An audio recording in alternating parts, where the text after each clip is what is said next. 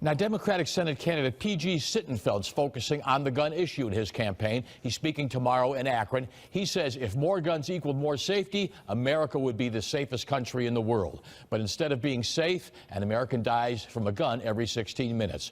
No other developed country lives like this, and we shouldn't either. Sittenfeld's 4 background checks and an assault weapons ban.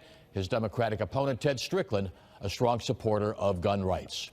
Now, we're told Sittenfeld's remarks tomorrow will focus heavily on the San Bernardino shootings, the political debate over gun rights predictably intensifying, with Republicans and Democrats now bringing it back into the presidential campaign. Russ.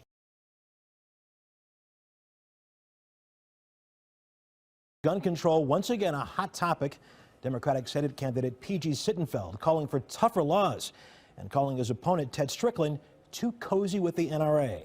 Our senior political correspondent Tom Barris has more on the proposal and an NRA member's response. Tom, good evening to you. Good evening, Russ. Well, P.G. Sittenfeld hopes to energize his struggling campaign by seizing on the gun control issue and comparing himself to gun rights supporter Ted Strickland. Gun groups say more laws like he's proposing, just not the answer. P.G. Sittenfeld had already grabbed the gun control issue before San Bernardino. We weep, we mourn, and we say never again.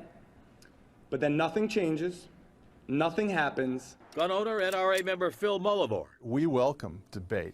Argues more laws not the answer. California has the most draconian and restrictive firearms laws in the entire United States. Didn't seem to help them out. So what is that magic legislation that's going to protect everybody?